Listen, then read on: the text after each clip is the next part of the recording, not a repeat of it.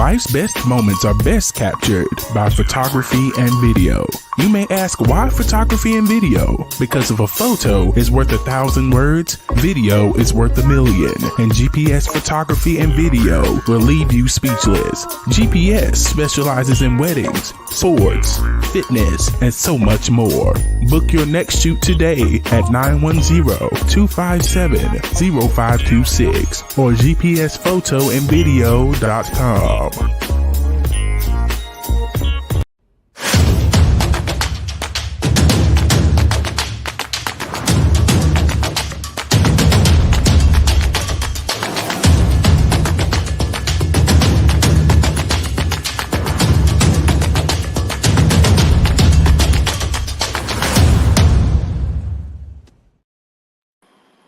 Welcome to the Amazon's podcast. I'm Glenn Young, owner of Amazon's fitness magazine. Celebrate the female physique. Subscribe to amazonsfitmag.com. The podcast is brought to you by GPS Photography and Video. Why photography and video? Because a photo's worth 1,000 words, video's worth 1,000,000. gpsphotoandvideo.com. And of course, Amazon's fitness magazine is a publication of GPS Photography and Video. My guests, Jimmy and Jennifer Childress. Jennifer is an IFBB Women's Bodybuilder Pro. Thanks for joining me in the midst of a storm. So you guys are troopers. So if the tornado comes, that's we don't want no live. You'll see us. I hope you understand. Get underneath. Yeah, I it is what it is. I would be hurt, but we'd have to get it. So that's the biggest thing about being down there in Texas. Y'all have to deal with obviously much more storms than what we have up here. I mean, normally where I'm at in North Carolina, I-95, this far north is where everybody evacuates, whether coming out of South Carolina or whatever. When we had the hurricane in New Orleans, that was a big time evacuation route. So everybody came up to North Carolina. So something. And of course, we got the heat as you do too. So, but we got it horribly bad. Because it's been like 102 degrees for the last 3 days and hot overall the last couple of weeks. So hating it. Yes. It's been pretty hot here also. Yeah. So thanks for joining me. You're about to do your pro debut at the Tampa, which just keeps getting bigger and bigger. This time of the season, you got Atlanta, Chicago, Tampa. And this time of the season, it's not about so much as who's in and who's going to be on the outside looking in. You use the term every show is stacked, but they're all stacked. But now when you look at the Portugal Pro, what happened there? I had Sherry Priami winning it. She might have froze on us. And when it didn't go her way, I know she's out at 1 of the 3, and I think she alluded to that when I interviewed her that she'd be doing the Tampa. So now with you doing the Tampa Pro and then Marilyn Yee doing the Tampa Pro, that's 3 that I noticed. This thing's going to be great. Yeah, it's going to be awesome. Yeah. What are you looking forward to in your first pro day? You can only have a first pro debut. Yeah. What are your expectations? What are you thinking? When you started out, when you were chasing your pro card, there was a point system. Now there isn't. So give me your thoughts. Well, I'm really excited just to be on stage again.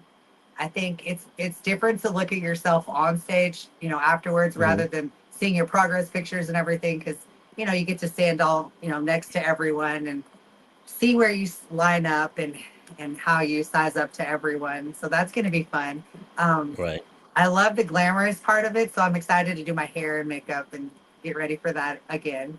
Let's see. And then the point system, I think it was a good idea just because then that the best of the best make it to the Olympia rather than people competing, consecutively. And I don't think that can be very healthy for you either.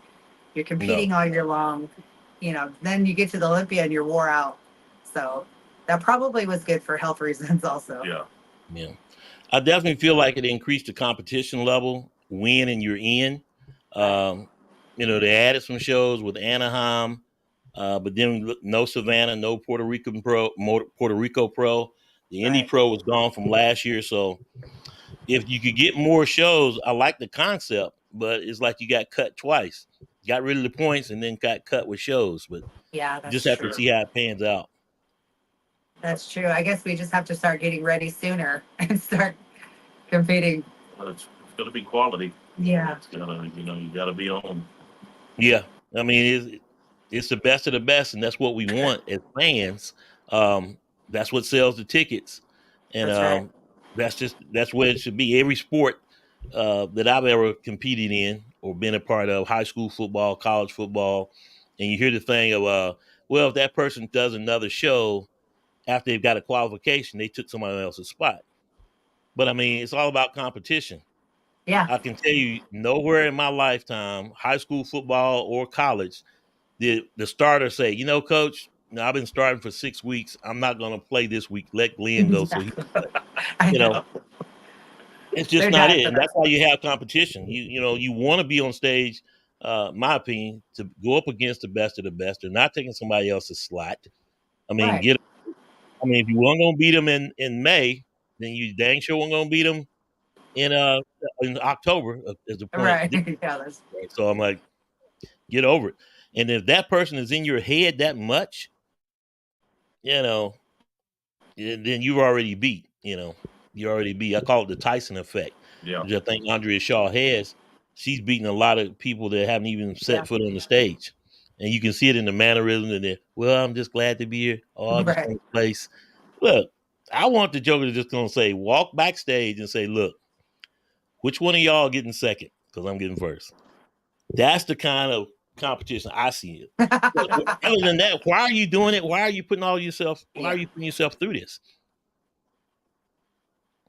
What's your thoughts on Right. that? That's the way I see it.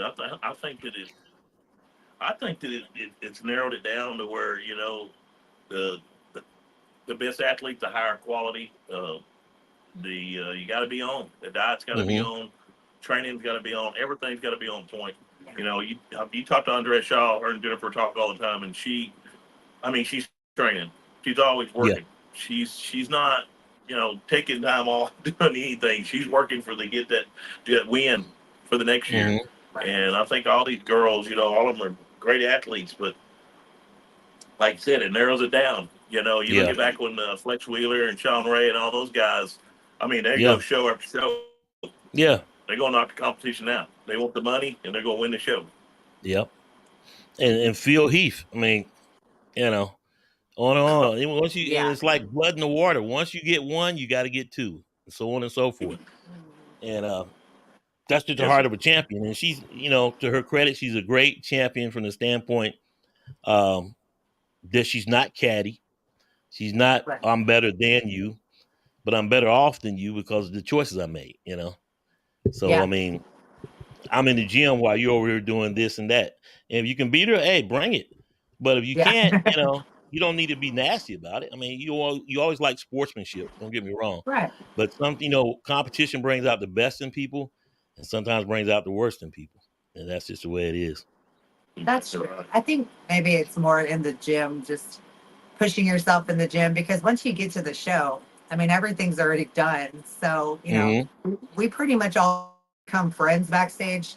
And of course, it's a competition, but there's really nothing that the other person can do. Maybe outpose the other person, Yeah. But it's really what we do in the gym that makes it. Yeah. I think. And it's in the hands of the judges, and it's all going to shake out. But as fans, you can't be fanatical. It's okay to like who you like. I certainly liked Sherry Priami to take the Portugal Pro. Yeah. But at the same time, don't be nasty about it or catty, And of course, I got a message from Aziz Ali's, which is her husband, the sponsor's husband. And I'm like, he's been talking a lot of stuff. And I invited him, hey, you want to come on the podcast, come on the podcast live, Yeah. But I mean, at the end of the day, guy, if your wife can't get a visa, doesn't mean too much, Right. Yeah. Doesn't mean a thing. And I that's know. that's the $1 million question right now, because she won the Olympia qualification. If she can't come, what do you do? Yeah. And that's no different than in the men's divisions that, the competitors that couldn't get a visa, couldn't come. But I don't know. I feel some type of way. You should award that qualification to somebody else who could go. Right. But my thoughts, I'm I not agree. the powers that be. Actually, me and John Simmons under it because we talked about that about 2 years ago. Yeah. Because he was on there, same thing, talking a lot of stuff Oh about. yeah. So you know the guy. Yeah. You know Oh the guy. yeah, Yeah. well, I know Yeah. all about it, and Yeah, bro. You're like, dude, really? Really? And he he just called needs me to out. stop. He called female bodybuilding John and say, oh, you won't put me on the live. Hey, come on the live. So then obviously he talked all his noise, all of my DMs about his wife after the competition, perfect score, and so on and so forth. I'll say that's great. Now come on the podcast and talk to me, because if she can't get a visa, hey guy, just noise. And let's be I clear, know. all about competition, but there's a lot of people on this list of qualifiers for the Olympia that, hey, you better, if you think you're all that, you better bring it. So bottom line, But Yeah. you need to be everyone, worried about more than Andrea Shaw. I'm telling you that. every one of these girls, they're not going for fun. No, I mean, no. they're ready. Yeah, I feel like Sherry will get the qualification. Don't know what the score was. That's in the judge's hand. You respect the decision of the judges, but Right. I don't think she can beat her twice. Yeah. That's like in the game of football. You beat that team during the season, then you see that team again in the playoffs. It's hard. I'm just saying what it is. But let's just say he didn't have the greatest sportsmanship, and I'll leave it at that and move on. So Yeah. Yep, I'm off that Yeah. soapbox. I agree. What are your expectations for Tampa? And will Well, you like do another everyone, show after Tampa? um, well, I'd like to win Tampa, I guess, like everyone else Yeah. that's going. But Right. yeah, I think if I don't, do well there, then of course I'll go to the next show, which is in California. Anaheim. Yep. Yes, and see how that goes. We want to win. Yeah. You want to win, you want that qualification. And if you're in the fitness business as a trainer or coach, it just brings more validation. You say, hey, when they go to hire you for whatever kind of whether fitness or you're a coach or what have you, meal prep, and they see that Olympian, it's just validation. It Yeah. gives you a step over the competition. You're like, well, I'm an Olympian. I don't know what they did, but anyway. Yep. How do you manage Yeah. school? You're a full-time student at Texas A&M, family, uh, time with your husband. How do you find the balance in all of this? And of course, at the same time, having time for your kids. Yes. Well, it's good time management, and I stick to a schedule, and so I do the same thing every day, the same Mm-hmm. time. So we pretty much, we just set aside time. We have like block schedules on how All right. time for this, time for that, time for homework. Um, during school, that's all for school. I work well that way. I'm a more structured person, so it just works for me. Right now, I'm not taking any classes because I thought, well, I'll do a show, and that's Mm-hmm. been kind of hard because my schedule has been just kind of off, not so structured from school. But we're gonna get back to it. Yeah. How many classes during the semester are you taking? You going the traditional fall, spring semester, and then taking the summer off? Well, I haven't taken a summer off since I started, so I've been taking fall and then a winter, spring, and summer. So this summer, I thought, well, maybe because I was getting kind of wore out, I said maybe I'll take a break this summer and then Yeah. just diet and go back to that. But I do miss the challenge of school. And you are majoring in petroleum engineering. Yes, sir. What is that? What are you going to end up doing? You have any Well, control over gas price? no. So I have to do a second major in business and finance to hopefully run an oil company one day and just help someone save a lot of money on their wells. Yeah. Yeah, place their masters. Yeah. So I plan to And- just keep going because A&M has a fast track master's program, and Okay. so you can start taking your master's classes when you're a junior. So by the time you get, you graduate with the bachelor's, you're a year away from your master's degree. Yeah. Then you go for your doctorates. Good stuff. So what is the job title? What are we looking at career path, money wise? What would you be making? Well, once you get And your I doctorate saw degree, your post about you were looking to get an internship. So how's that going as yes. well? Well, so I'm in the Chevron sponsor program, and Oh, they you are. didn't tell me. Yes, sir. So we have mentors, and I have 5 women mentors. They're all, drilling engineers, petroleum engineers. These girls are amazing. But their internship closed in December, which I didn't apply before then, which I should have. So I think, God put everything in place just right. And so next semester, when that starts, I'm going to start applying immediately for the following summer. Well, Really oil good. in Texas is big business. So yeah. So Yes, sir. you'll be making the money and loving it. And fun fact, we were talking prior to we did the podcast. You go to Texas A&M, and I actually went to college with Jimbo Fisher, the former head football coach at Texas A&M. Yeah, So, that's crazy. yeah, it is. I know. Yeah, right here in what's known as Salem University here in West Virginia, in Clarksburg, West Virginia. Well, just outside of Clarksburg, a small town called Salem. And from 83 to 87, I went there, got my undergrad in broadcasting. And my wife actually went to Liberty High School with Jimbo in 84. So yeah, it is. Yeah, And so that's then my coach was Terry Bowden. And of course, his dad was Bobby Bowden. And so the scenario was everybody wasn't doing well at Florida State. He ended up coming to Salem. So we had a killer team. So all that stuff about it was D2. There was nothing D2 about our team. And that's all I told you the whole competition. I ran a legitimate 4.5 40, and you'd have to run like 12 of them. And I'm sitting there and I'm running against guys that run a legit 4.3, and it's like, man. So needless to say, I never started. I did end up on special teams. That's and it was just fast. a joy to dress. But anyway. I just now started learning about track because I didn't play any sports in high school. I never was athletic before any of this. And he's been teaching me about track, and I just can't believe how fast these girls and guys are. I've been watching some of the Olympics from 23, 22. Oh, yeah. Girls running 100, 200. It's amazing. It's ridiculous. Amazing. Yeah. So much advancements since the time I was in high school running track and playing football. I mean, how to eat, how to sleep, how to train. I mean, and of course the NIL thing, but that's pretty cool. So now, do you coach as well? Either of you? Do you coach other competitive athletes? I know you talked about your son, right?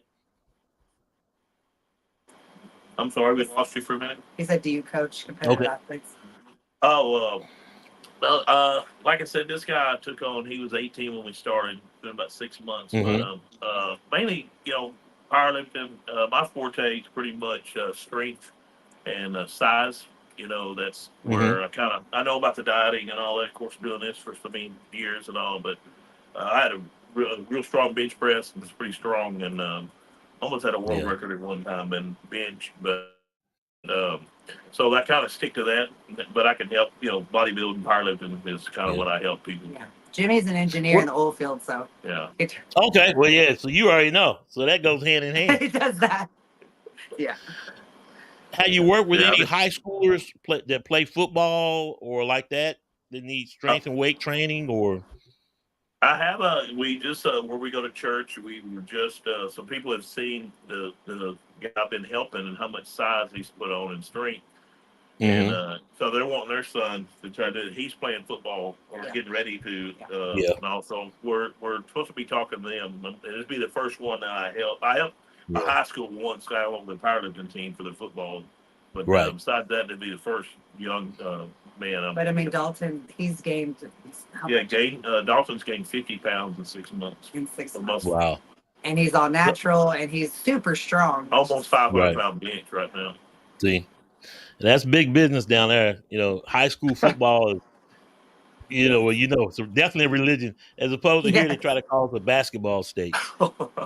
Yes. But here football is it. Yes. Yeah, but one of the biggest things that's going on is like the knowledge out there for high school student athletes is supplementation, creatine, things like that, and try to get them how to eat right and stuff like that. So that's big business because a lot of people that have the supplement can give like the high schools a supplement sponsor.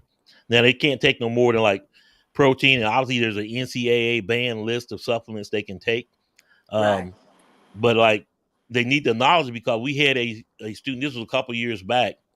He had a D1 scholarship to East Carolina, and he was trying to train and maintain that. He was graduating, he had a full ride, and but he didn't know too much about supplements and stuff. And as hot as it was here, he misused the creatine and joke about blacked out and like was almost gone. So I mean, the biggest thing lesson learned for that is like, kids got to be educated. Yes. Better. And I'm like, especially talk days of NIL now and everything, trying to get that money and everything. Yes. And they're trying so hard because just like, hey, you trying to get the Olympia qualification. Those kids out there trying to get that full ride, and that's, you want to talk about competition from grades and everything else. So I've seen some bad stuff. So that's great though, because that's a whole nother market that needs it. Right. And then the coaches, they don't really, like you said, teach them how to eat correctly. But Right. They expect them to perform at top levels, and it just doesn't work out. It's actually the school that this boy goes to, which Dalton come from there, where he graduated, and that's the thing. They have no weightlifting. Nobody knows anything about the weightlifting, the eating, the nutrition. It all goes hand in hand. Yeah. And like the biggest thing, doing game week, well, just get them spaghetti. Load them up with carbs. And so one of the things I was talking with someone, they had a kid that actually was trying to compete in bodybuilding. At the same time, he was a high school student playing football. Now, this was NPC level, very junior. But the kid, he played a football game that week and did a bodybuilder competition that Saturday. I was like, how did you do this? Now, he managed it. Keep in mind, it's a very amateur show. Right. But and the question I had, okay, what was your meal prep like that week during a peak week when you meal prep? Obviously, you got to have gas in the tank for a football game on Friday night, and then to roll back in here to compete in the show. I know. And say, I just did it because he's young and full of 17, 18-year-old. You can't tell them nothing. But I found it interesting because it's critical. But that's a whole nother market out there because I think a lot of parents are hiring trainers and stuff because they need that, speed and everything. They're just trying to get bigger, faster, stronger. And they're paying on average $75 to $100 an hour for like a 30-minute, 45-minute session. So, and like you say, this rolls me back to my question. In the coaching world, you got bad coaches and you got good coaches. And so now a lot of those people out there, they're just taking these parents' money is like, you got to educate yourself. Yeah, that's a shame. Yeah, powerlifters are the same way. A lot of them, they don't. The ones I've helped, and we actually turned one guy pro in 16, took in Vegas, but they don't eat right. They lift weight, do everything, but they get gummy worms and stuff like that for energy, and how sugar is straight up, straight down. Yep. Yeah. It's all about the education of it. So it's amazing to see, but hopefully that'll get better. But we'll just have to go from there. Talk to me about faith and fitness. How important is that to you? Faith and fitness. Mm-hmm. Well, my faith is everything. I mean, I wake up, go to sleep, talking to Jesus. So that's definitely my core foundational every day. Right.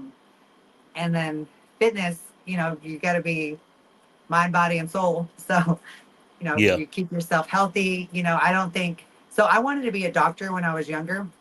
Mm-hmm. And so when I went back to school, 10 years later, I thought, well, what should I go into? So I thought about going into the medical field, but then it kind of irks me that I don't feel like doctors are trying to get you well. They're just trying to Band-Aid things. So I decided not to go into the medical field. And but my point of saying that is you have to keep yourself healthy, because if something pops up and you go to the doctor, they're just going to try to feed you pills, and it just makes everything worse.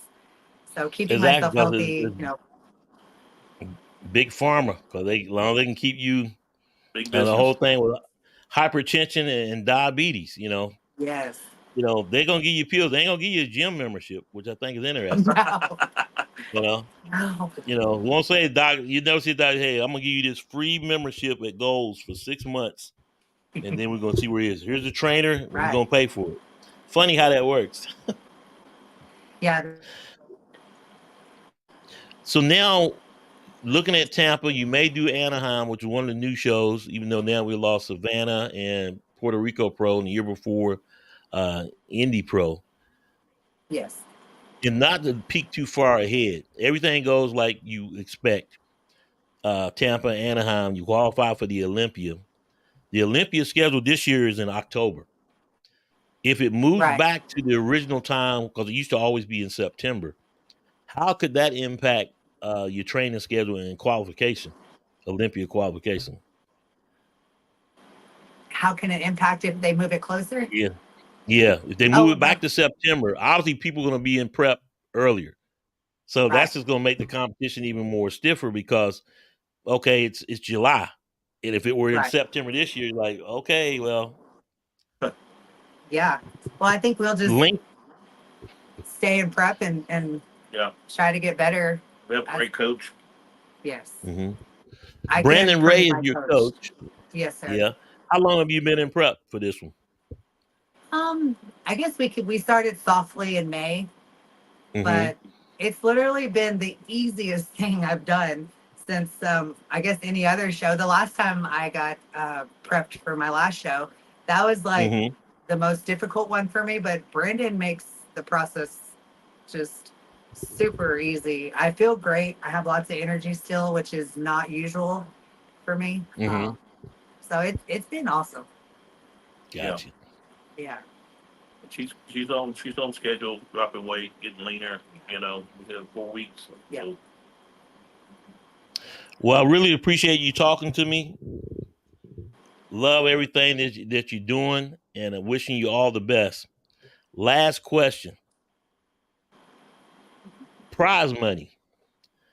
New York Pro, I think, was $2,500. Portugal Pro was $2,000. Right. What do you think the sweet spot is? The Texas Pro, that's only women's physique, $15K, courtesy of Sarah Villegas, which is great. I've always thought 10,000 first place, 10, 5, and 2 award cash for the top 3 places.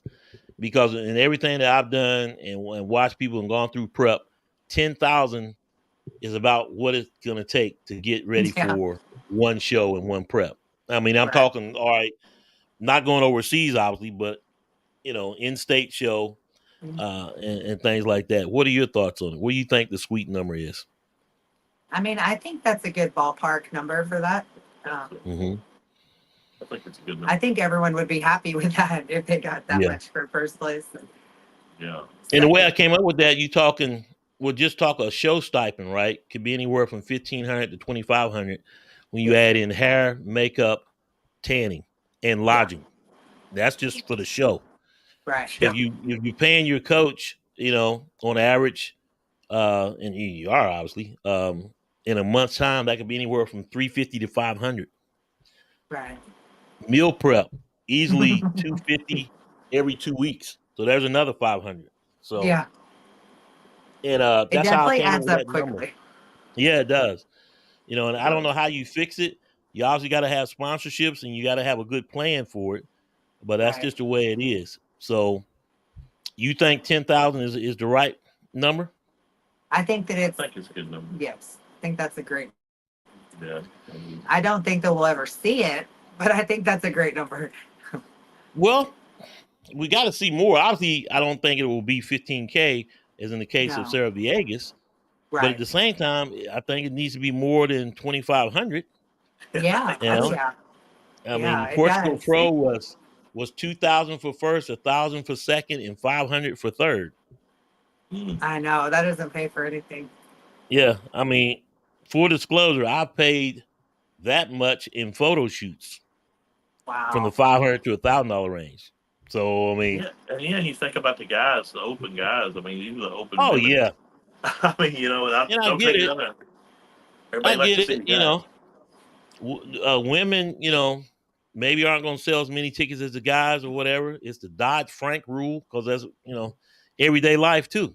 I mean, even in your profession as an engineer, the women don't make as much as the males, and that's just the way it is. But I definitely think we can do better and come up with a happy medium. Whether it's sanction fees or they feel that women's bodybuilders don't show up at the shows, or that's just my thoughts. Yeah, I think that's a good point. Yeah, it definitely needs to change. Those guys are like 400,000, and then plus they get up. Yeah. Well, the Olympia, 50,000 to Andrea Shaw, right? Right. Yeah. And then the men's open is 400,000. Come on. That's crazy. I mean, come up. I tell you what, and somebody out there, if I had it, I would pay it, and I would, I would make it $100K at the Olympia. Yeah, I think that's a good number.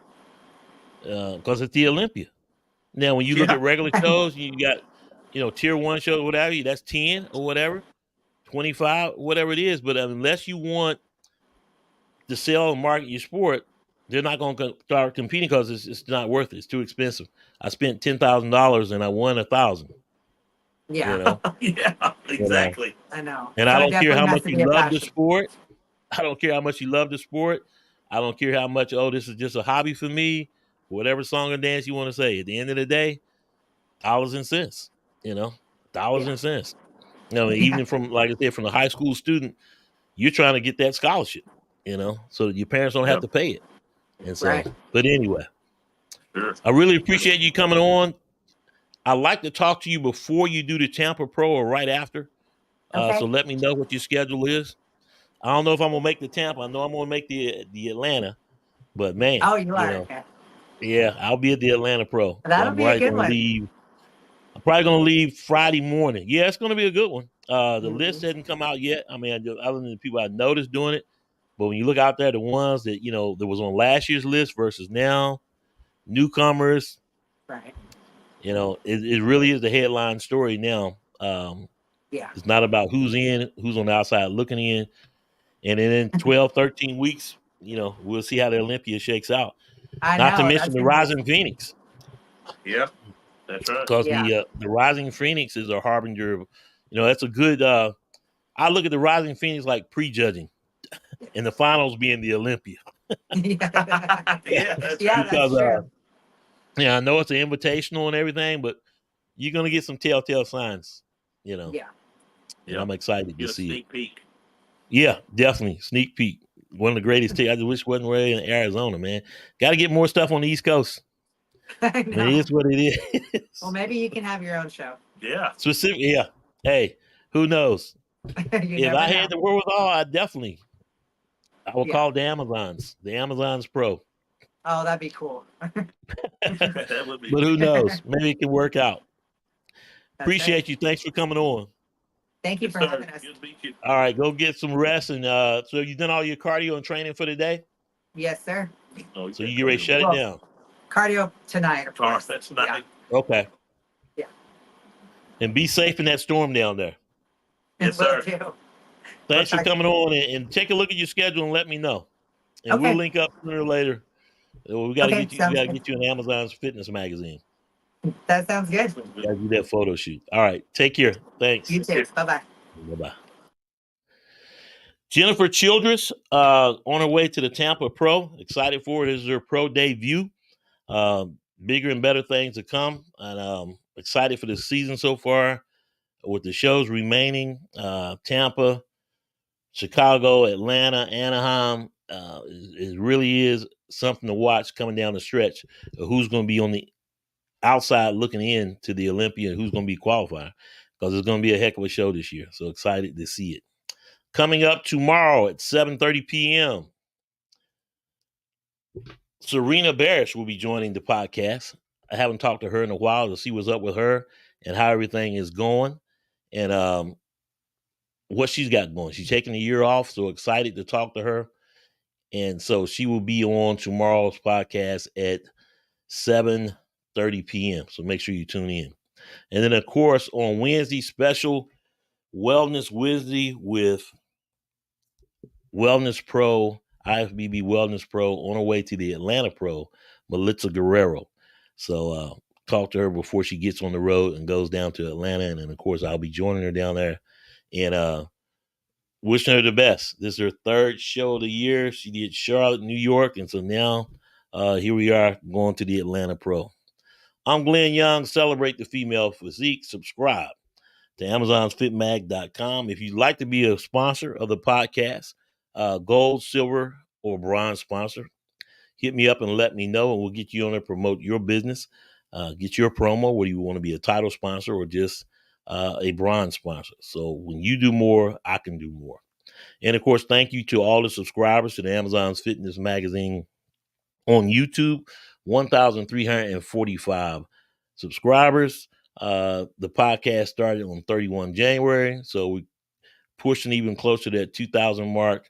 And so let's make it happen. Maybe I'll do some type of giveaway once I hit or once the podcast hits 2,000 sponsors. Other than that, I will see you guys tomorrow night, 7:30 p.m. with Serena Barish, IFBB Women's Physique Pro. And make sure you tune in then. Talk soon.